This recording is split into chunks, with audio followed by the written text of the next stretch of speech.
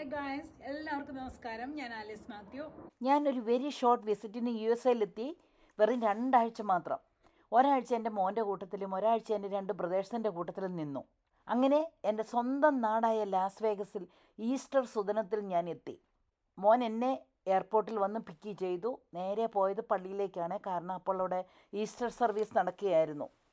പള്ളിയിലെ കുർബാനയ്ക്ക് ശേഷം അവിടെ എനിക്ക് കിട്ടിയ വരവേൽപ്പും അഭിനന്ദനങ്ങളും എൻ്റെ ചർച്ച് മെമ്പേഴ്സ് എല്ലാവരുടെയും സ്നേഹവും ഒക്കെ കണ്ടപ്പോൾ എന്തെന്നില്ലാത്ത സന്തോഷം തോന്നി. പിന്നെ പിറ്റേ ദിവസം ഉണ്ടല്ലോ, ജോണും ദീനായും മറ്റ് ചർച്ച് മെമ്പേഴ്സ് എല്ലാവരും കൂടി ചേർന്ന് എനിക്ക് അതീവ ഗ്രാൻഡായ ഒരു ഡിന്നറും നൽകി. ചർച്ച് മെമ്പേഴ്സിന് എല്ലാവർക്കും അവരുടെ വീട്ടിൽ സെപ്പറേറ്റ് ആയിട്ട് വിളിച്ച് എനിക്ക് ഡിന്നർ തരണമെന്നൊക്കെ ഉണ്ടായിരുന്നെങ്കിലും ഒരാഴ്ചക്കകം തിരിച്ചു പോകേണ്ടി വന്നതിനാൽ എല്ലാവർക്കും ഡേറ്റ് കിട്ടാഞ്ഞതിലാണ് എല്ലാവരും കൂടി ജോൺ ദീനയുടെ വീട്ടിൽ കൂടാമെന്ന് കരുതിയതും എന്നെ ക്ഷണിച്ചതും. ശരിക്കും അത് കേട്ടപ്പോൾ അറിയാതെ എൻ്റെ കണ്ണിൻ്റെ കോണിൽ 2 തുള്ളി കണ്ണീർ പനച്ചു വന്നു.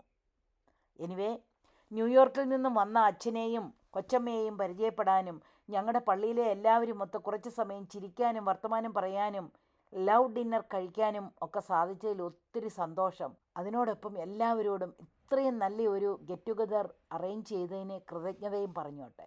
അതുകൊണ്ടൊന്നും തീർന്നില്ലെന്നേ. അതിനുശേഷം എൻ്റെ ഡോട്ടർ ഇൻ ലോയുടെ ബ്രദർ ബിജുവും ജെൻസിയും പിന്നെ ഞങ്ങളുടെ ഫ്രണ്ട് ലിജിമോളും ബിജുവും അവരുടെ വീട്ടിലും സെപ്പറേറ്റ് ആയിട്ട് എന്നെ വിളിച്ച് ഉഗ്രൻ ഡിന്നർ തന്നെയാണ് നൽകിയത്. Thank you so much guys. ഇതിൻ്റെ ആവശ്യമൊന്നും ഇല്ലായിരുന്നു കേട്ടോ. നമ്മളെല്ലാവരും ഒന്നിച്ച് കൂടിയതല്ലേ മൺഡേയിൽ തന്നെ. കൂടാതെ എനിക്ക് ഒത്തിരി ഇഷ്ടമുള്ള ഒരു മോളാണ് സാറ. ഞങ്ങളുടെ ഫ്രണ്ട് ടോമിൻ്റെയും ബീനയുടെയും മോളാണ് Sara. Such a lovable girl. സാറേക്കുറിച്ച് പറയാനാണെങ്കിൽ ഒരുപാടുണ്ട്, അതൊന്നും ഞാൻ പറയുന്നില്ല. അവർക്ക് നിർബന്ധം ഞാൻ അവരുടെ കൂടെ ഒരു ഡിന്നർ കഴിക്കണമെന്ന്. സമ്മതിക്കാതെ രക്ഷയില്ല. അവരാണ് എന്നെ വീട്ടിൽ വന്ന് ഗ്രീൻ വാലിയിലെ ഇറ്റാലിയൻ റെസ്റ്റോറൻറ്റിൽ കൊണ്ടുപോയി ഒരു ഉഗ്രൻ ഡിന്നർ തന്നു. ഒരു സർപ്രൈസ് ആയിരുന്നെങ്കിലും എനിക്ക് ഇറ്റാലിയനാണ് ഏറ്റവും ഇഷ്ടമുള്ള ഫുഡ്. നല്ല ഉഗ്രൻ ഷാപ്പാട്. അങ്ങനെ ലാസ് വേഗസിലെ എൻ്റെ മോൻ്റെയും ഫ്രണ്ട്സിൻ്റെയും ഒക്കെ സ്നേഹം കണ്ടിട്ട് എനിക്കറിയില്ല എന്ത് പറയണമെന്ന്. ഇത്രയുമൊക്കെ സ്നേഹം ലഭിക്കാൻ മാത്രം ഞാൻ ഒന്നുമല്ല കേട്ടോ.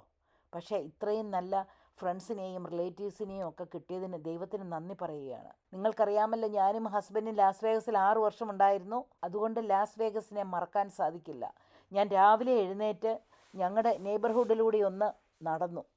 രാവിലത്തെ ചെറിയ തണുപ്പിലും ചുളിച്ചുളുപ്പും കാറ്റും ഒന്നും വകവയ്ക്കാതെ ഞങ്ങളുടെ വീടിൻ്റെ വഴിയിലും ഒന്ന് പോയി.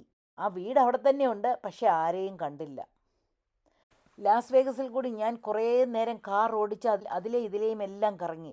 അപ്പോൾ പഴയ ഓർമ്മകളെയൊക്കെ താലോലിക്കാൻ കഴിഞ്ഞു. ദില്ലാഡ്സിലും മേസസിലും ടാർഗറ്റിലും വാൾമാർട്ടിലും ഒക്കെ കുറച്ച് ഷോപ്പിങ്ങും ചെയ്തു. അത് തന്നെയല്ല, ദുറാങ്കോയിൽ ഒരു പുതിയ കസിനോ ഓപ്പൺ ചെയ്തായിരുന്നു ഞങ്ങൾ പോയതിന് ശേഷം. ഞാൻ അതും പോയി ഒന്ന് കണ്ടു കേട്ടോ. അവിടെ പോയിട്ട് കാശൊന്നും കളഞ്ഞില്ല കേട്ടോ.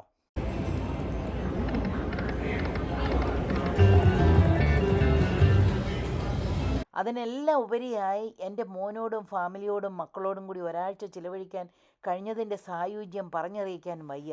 എൻ്റെ കൊച്ചുമക്കൾ പറയുകയാണ്, അമ്മച്ചി എന്തിനാ പോയത്, എന്തിനാ വീട് വിറ്റത്, അല്ലെങ്കിൽ ഞങ്ങൾ ദിവസവും വന്ന് ഡോർബെൽ അടിക്കുമായിരുന്നല്ലോ എന്ന്.